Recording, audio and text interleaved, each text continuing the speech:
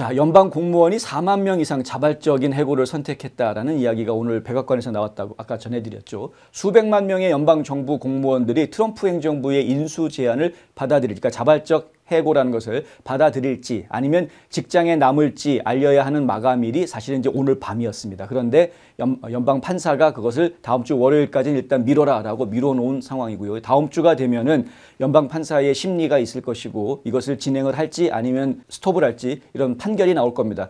판결이 나와서 중단시킨다고 하더라도 트럼프 행정부에서는 다시 그것에 대한 항소를 하게 될 것이고요. 결국에는 대법원까지 올라갈 수는 있겠죠. 올라가고 하다 보면. 근데 연방 대법원은 어떤 곳입니까? 6대3 지금 보수 대법관이 더 많이 자리를 차지하고 있는 곳이 연방 대법원입니다. 결국에는 연방 대법원에서 나올 판결은 뻔합니다. 정부가 효율적으로 정부를 운영하기 위해서 자체적으로 결정한 일인데 이걸 막을 수는 없다. 더군다나 이건 국민들을 위해서 하는 행동으로 이해가 된다. 끝. 자, 연방정부에서는 알아서 해라. 대통령의 뜻대로 일이 진행이 될 가능성이 매우 높아지는 겁니다. 만약 그들이 연방 공무원들이요 계속해서 연방정부에 남기로 결정을 하게 될 경우 직장에서 또 쫓겨날 가능성에 직면해 있다는 것이 대형 언론사들의 일관된 보도입니다. 도널드 트럼프 대통령이 몇 주 만에 정부 규모를 줄이려는 전례 없는 공격적인 구조조정을 단행하고 있는 가운데 워싱턴 DC에서 혼란이 야기되고 있다. 이게 로이터가 이제 전하고 있는 방법입니다. 전국의 시위와 노조 활동이 확산하고 있는 모습이다. 2월 5일 현재 4만 명이 넘는 연방 공무원이 바이아웃 오퍼를 수락한 상황입니다. 바이아웃은 회사가 직원들에게 자발적으로 회사를 떠나도록 장려하기 위해서 제공하는 보상 패키지를 의미합니다. 쉽게 설명하면 자발적 해고로 불리웁니다. 연방정부의 230만 명의 민간 직원들에게는 목요일까지 자발적 해고를 선택할 경우 9월 30일까지 급여를 지급해 주겠다라는 제안이 주어져 있는 상황입니다. 이 제안에 대해서 법정 투쟁을 벌이는 사람들도 있습니다. 연방 직원을 대표하는 노조는 지난주에 이 사직 연기 프로그램을 차단하기 위해서 소송을 제기했고 보스턴의 연방 판사가 일시 중지 명령을 내려놓은 상황입니다. 가처분을 해준 것이죠. 다음 주에 심리가 있고 나면은 그 심리 결과에 따라서 이것이 진행이 될지 아니면 좀 더 보류가 될지 결정이 될 것입니다. 제안을 받아들이지 않은 사람들에게는 정부가 정부 업무를 개편하면서 일자리가 위험에 처할 수 있다는 통보가 각각 전달된 상태입니다. 이 바이아웃에는 전통적으로 트럼프 공화당의 분노를 샀던 노동부와 같은 국가기관 직원뿐만 아니라 CIA와 같은 정보기관도 포함이 되어져 있습니다. 이번 바이아웃은 일론 머스크가 주도하는 정부 개편의 일환인데요. 이로 인해서 여러 부서의 인력이 정리되고 미국의 주요 인도적 지원기관인 USAID, 국제개발처죠. 이 USAID가 엄청난 규모로 축소되게 됩니다. 더 많은 감축이 있을 가능성도 있습니다. 인사관리국의 한 소식통은 로이터 통신한테 어제 이렇게 이야기합니다. 공무원들이 전체 직원의 30에서 70%로 해고 요구를 늘렸다. 공무원 해고 목표치가 지금 높아지고 있다는 이야기입니다. 트럼프의 법무부 차관들은 이미 2021년 1월 6일 사태와 관련해서 이 사건을 담당했던 검사들을 이미 해고했습니다. 그리고 이와 연루된 FBI 요원들의 명단을 내놔라라고 요구를 해놨습니다.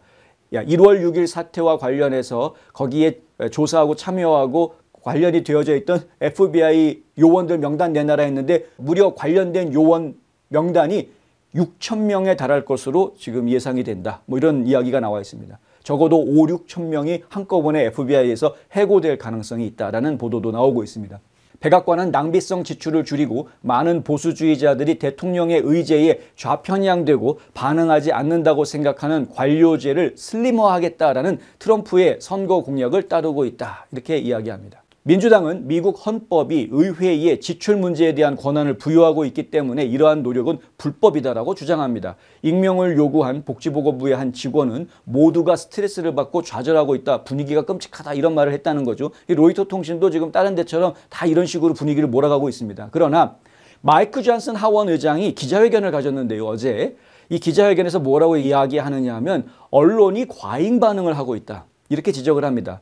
언론이 과잉 반응을 하고 있다. 그래서 이를 더 지금 복잡하게 만들고 있다는 겁니다. 건국의 아버지들이 만든 이 미국의 행정 시스템은 그 자체의 업무를 효율적으로 제대로 작동하고 있는지를 감독하고 조종할 수 있는 권한을 주었다라는 겁니다. 감사부가 왜 있습니까? 감사원. 그렇죠? 각 부처마다 감사팀들이 있습니다. 그거 왜 있습니까? 정부가 제대로 돌아가고 있는지를 감독하고 관리하는 조직입니다. 여기에서 그냥 비리만 찾아내는 게 아니죠. 감사부가 하는 역할이 비리만 찾아내는 게 아닙니다. 권고 조치도 합니다. 이거는 이런 식으로 업무 처리하면 훨씬 더 좋겠다라는 이러한 권고 조치도 같이 나갑니다. 이미 행정부 안에는 스스로 하고 있는 일이 제대로 일을 하고 있는 것인지 효율적으로 일을 하고 있는 것인지에 대해서 스스로를 점검하고 판단하고 방향을 재설정할 수 있는 그러한 권한과 기능이 다 있다는 겁니다. 그거를 돌리고 있는 것뿐이다 라는 이야기이죠. 예.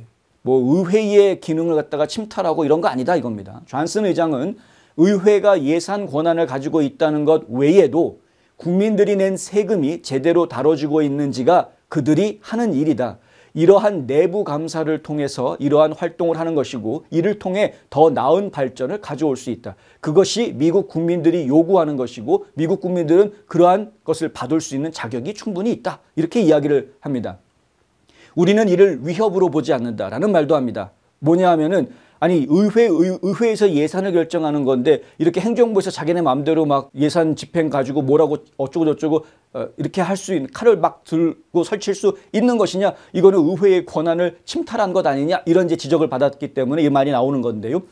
이것을 위협으로 보지 않는다. 존슨 하원 의장이 하는 말이죠. 우리는 행정부가 그들이 해야 할 일 하는 것으로 지금 보고 있다. 이렇게 설명했습니다. 행정부가 입법부의 예산권을 침해하는 권력 쟁탈이 아니냐라는 지적을 부인하는 발언을 한 겁니다.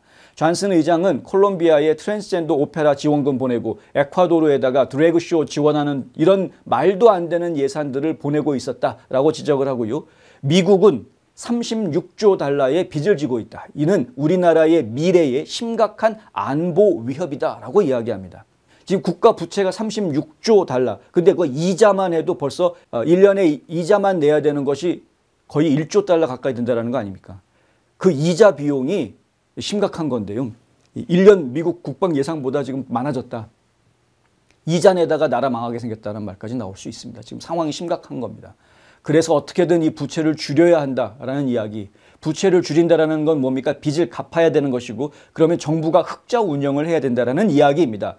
정부가 흑자 운영을 한다라는 것이 보수주의 정치인들한테 이게 가당키나 한 말입니까? 왜냐하면 국민들한테 세금을 되도록이면 적게 걷겠다라는 게 보수 정치인들의 기조인데, 작은 정부 세금 적게 걷겠다. 이게 보수 정치인들의 기본적인 기조인데, 그런데 어떻게 흑자를 내죠, 정부가? 조금 돈을 걷어들이고. 근데 트럼프 대통령이 아주 기가 막힌 이야기를 꺼냈죠. 관세 부과하겠다. 어떤 분들은 관세 부과라는 것이 무역 전쟁의 시작이고 관세 전쟁의 시작이고 관세를 부과함으로 인해서 결국 국민들이 물가 상승이라는 고통을 겪게 될 것이다 라고 이야기를 하고 있습니다만 실제로 벌어지는 일들을 보면 전혀 그렇지 않다. 저희가 트럼프 대통령을 괜히 천재라고 부르는 게 아닙니다. 트럼프 대통령이 관세 전쟁을 벌이겠다라고 이야기하면서 항상 뒤에다가 숨기는 건 아니죠. 대놓고 이야기를 하죠. 뭘 이야기하느냐면 내가 관세를 부과하는 목적은 이거다라는 이야기. 자, 돈이 목적이라는 것이 아니라 1차적으로는 2차적인 목적이 있다라는 거죠. 예. 뭐 마약이 못 들어오게 해라. 불법 입국자들 못 들어오게 해라. 너희들이 움직여야 된다. 뭐 이런 거 아닙니까? 지금 나와 있는 몇 가지 얘기들을 놓고 이야기하면. 근데 이제 요것들이 지나고 나면은 진짜 관세 부과 이야기가 나올 수 있습니다. 그런데 진짜 관세 부과는 조금 뒤로 미뤄져 있는, 그러니까 보편적인 관세 부과에 대한 이야기, 전 세계 국가들한테 10에서 20%의 관세를 부과하겠다라는 이야기가 있는데 이거 지금 약간 뒤로 미뤄져 있죠. 왜 살짝 미뤄져 있는지 아십니까? 이것이 각 국가에 큰 영향을 주지 않는 상황이 될 수 있는 시점이 있습니다. 언제냐? 가스값이 일정 가격 아래로 떨어지게 될 경우, 지금 배럴당 70불 달러 기준해서 한 75불 사이 왔다 갔다 하고 있습니다. 70불에서 75불 사이. 그런데 트럼프가 1기 대통령이었을 때 이게 45불대로 떨어졌던, 40에서 45불대로 떨어졌던 때를 기억을 하실 겁니다. 석유값, 국제유가 엄청나게 떨어뜨릴 수 있습니다. 지금보다 한참 많이 떨어뜨릴 수 있습니다. 국제유가가 떨어지게 되면 생산 단가가 줄어들게 되죠. 생산 원가가 줄어들게 되죠. 공장에서 만들어낼 때 에너지 비용이 적게 들어가게 되니까. 그러니까 관세를 더 붙여도 예전에 지금 현재 우리가 받고 있는 물건값하고 비슷한 물건값이 되게 됩니다. 관세 붙여도 물건값 안 올라갑니다. 자, 그러려면 국제유가가 떨어져야 되는 거죠. 자, 이제 대통령이 돼가지고, 자, 베이비 드릴 베이비 해가지고 지금 열심히 지금 막, 셰일가스 막 파내고 있고 열심히 허가해주고 있습니다. 요게 생산량이 늘어나서 미국에서 지금 캐해지는 석유의 생산량이 늘어나서 결국에는 전체 국제 유가를 낮추는 시점, 요 시간이 지금 필요한 거죠. 요 시간 기다려주고 있는 거고요. 요거 지나고 나면은 각 전 세계에다가 일괄적으로 보편적인 관세 부과 작업 들어가게 됩니다. 보편적인 관세 부과 해도 물건값 안 올라간다 설명해드렸죠. 그 관세 부과는 왜 합니까? 관세 부과 하는 이유는 이겁니다. 국민들한테 적은 세금을 끌어들이더라도 미국 정부는 흑자 운영을 해야 되겠다는 거죠. 왜? 빚 갚아야 되니까. 얼마나 천재적입니까? 상하 양원을 장악하고 있는 공화당 의원들은 이러한 노력을 응원해왔고 민주당 의원들은 이를 막지 못합니다.